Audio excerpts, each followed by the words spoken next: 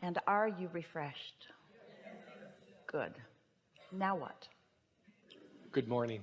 It is. Yes, a very good morning. This is my first workshop of yours. Been following you just for a short amount of time. And probably I'm asking the same question that everybody asks. I've never heard the same question twice. So my question is, I have had the extreme good fortune to have a wonderful life and to have great things in it and to have great fortune come to me and also to lose some of those things. And so as I am coming to understand, I want to know more about getting the money into this life. How do I get the money out of the vortex and into the bank? Well, we liked your approach to this, that it came and some of it didn't stay. And so the first thing that we think it would be fun to focus on is that through attention there is momentum, and through momentum there is eventual manifestation. And let's begin here. One day we were visiting with a woman, and she was having a hard time enjoying life at all. And she was far from you, a very different experience. But we were wanting to guide her toward thinking about what she wanted, and she couldn't really identify anything. So we started naming a few things that she might want. And she said to us in a very dismissive way, "Oh no, I already have those things," which gave us the opportunity to point out the difference between, so many people think that desiring something or wanting something, it has to be something that hasn't been fulfilled yet. So you're reaching for something that is new. And we want to say in a way that you can really hear it, that it's a steady attention to something that causes it to come and then keeps it coming. So there are only two reasons that something would come and then go. Either it came and you were satisfied, and so you were focused upon other things and took your attention from it, or you were focusing in opposition of it. And usually that's what happens with people, is that they think that the subject of money or the subject of prosperity is just one subject, when really it is two. Every subject is two subjects. It's like a stick that you pick up, and on one end of it is wanted, and on the other end of it is the absence of wanted. So sometimes people think that they're focused upon what they want, when actually they are focused upon its absence, or they're worried about its absence. And so they're creating a momentum of resistance that makes it hard to come, and it makes it hard to stay after it has come. So it's a really important distinction, and the only way you can know for sure which end of the stick you're focused upon is by the way you feel. And it is also worth saying that once you have identified that you're on the end of the stick that you want because it feels good, and you're able to maintain it without so much split energy, then you accomplish momentum. And once the momentum is strong enough, now you've got a really influential point of attraction going, where it just has to come to you. For it to be otherwise would be completely illogical. Does that make sense to you? Yes. Sometimes people will say, well, there are lots of examples. A mother will say to her child, "Don't you know I love you?" And in that moment, there's no love.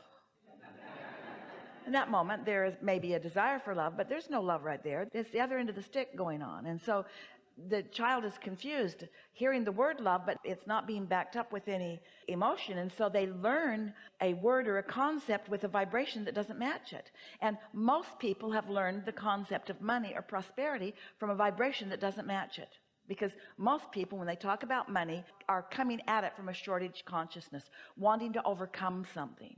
Well, you can't overcome what you're wanting to overcome. You're just adding momentum to it, and its influence is overcoming you. Does that make sense? Yes. So do you want to ask something more specific now that we have a basis here?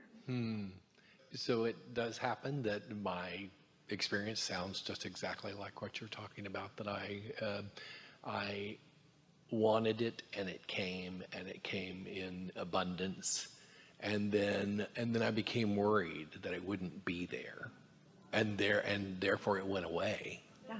It seems pretty logical now, doesn't it? It totally now, totally. So how to swing that back the other way? It naturally swings back, because when you know what you don't want, you know what you do want. And so it really is a matter of knowing where you want your focus to be, and then knowing what it feels like when your focus is really there in a solid way. So it is as simple as talking more about what you do want and less about what you don't want, and not panicking when you feel worry, but feeling knowledgeable. In other words, oh, this emotion means I'm doing that thing I do, where I'm actually confused about which end of the stick I'm focusing upon.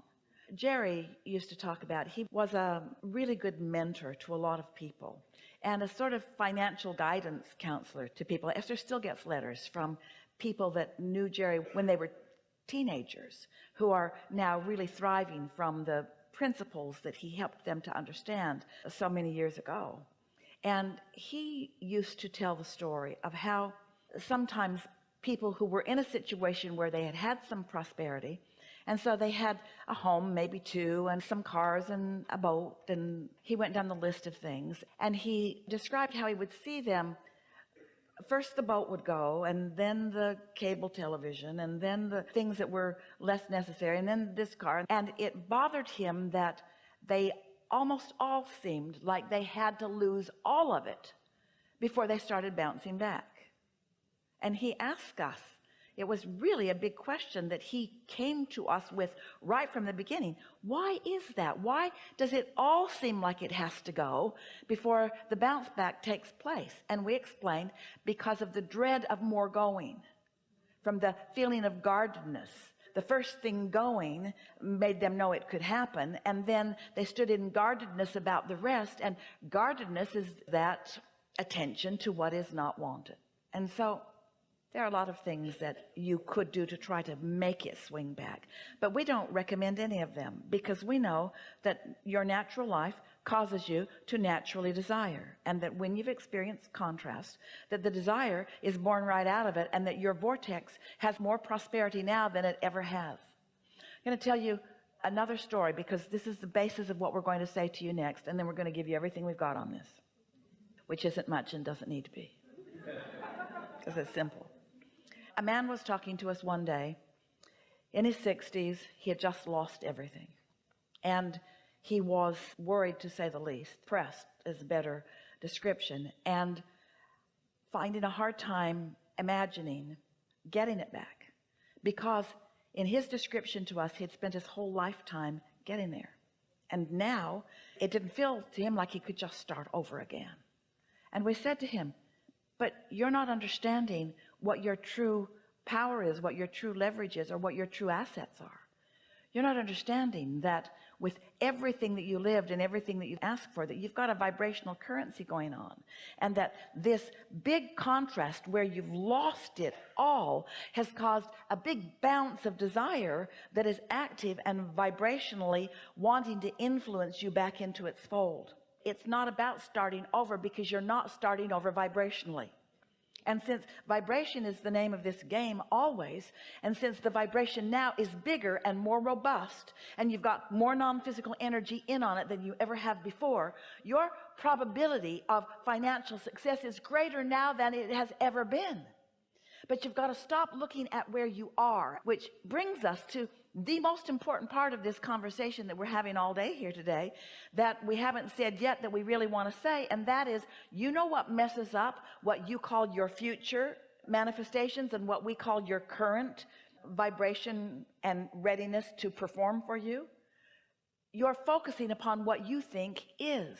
Your attention to what is, as it consumes you and influences your vibration to be about what is, prevents you from allowing what really is to come out of the vortex and into your bank.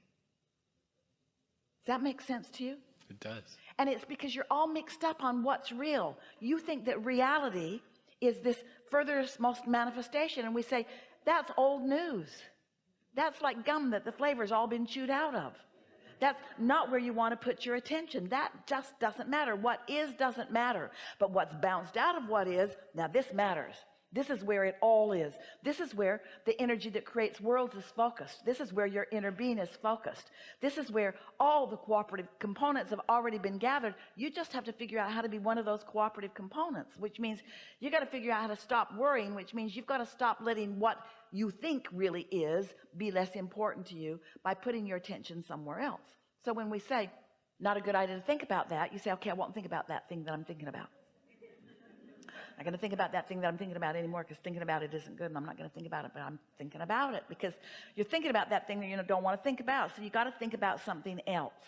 And often when you pick up the stick and you want to think about this end, you're thinking about that end, then you need to pick up a different stick, because that stick already has enough influence going on that it's more difficult for you to find your alignment. Now, when you hear this, it's going to make all the difference in the world for you, all of you. Any of you have anything that you want, just stay with us for a little bit, because this is how it is.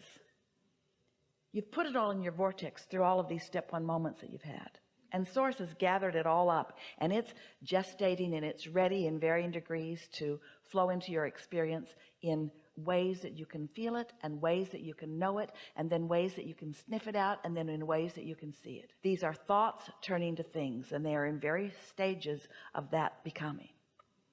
So when you get it, that these things are becoming, that they are turning to things, and you choose a subject that you are not resistant about, then these steps that we've been talking about start making sense to you, because you did all these step ones, and so you've got all of this stuff brewing and ready for you.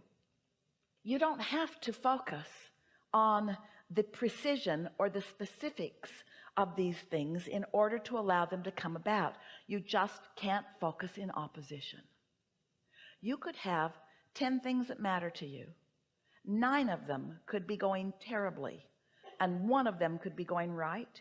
And if you would focus mostly upon that one that's going right, you would hold yourself in vibrational alignment with your vortex, and the other 9 would start performing well for you, because you've taken your attention away from the opposite end of the stick.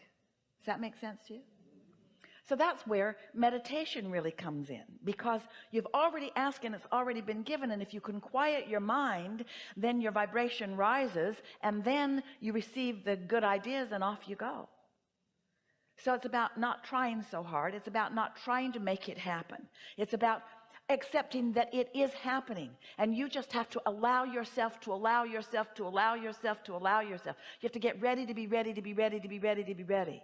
It doesn't all have to happen this red hot minute any more than the corn needs to become another stalk of corn and an ear of corn right now. It's a process, and it's becoming, and you understand it, and you're good with that. And meanwhile, you're keeping yourself happy by focusing upon anything and everything that makes you feel pretty good. And if you can't find anything that feels good, sleep a lot. If you can't find anything that feels good, then do anything you can that distracts you from it. We know there are things that feel better than others. Imagine the cork bobbing on the surface of the water. That's in the vortex. That's pure positive energy. Now, you can hold it under the water artificially, unnaturally. That's what negative emotion is. But when you let go, it's going to bob back up. And so when you said, how do you get it flipped the other way? It is flipping. It wants to flip. Your inner being is influencing it to flip. It's already flipped. It's already flipped. The energy's already flipped. It's already flipped. It's already performing for you. So we're going to speak this in negative terms, but sometimes it's easier to hear it. If you stop doing that thing you do that isn't letting it happen, it'll happen. And how do you know when you're doing that thing that doesn't let it happen? You're worried.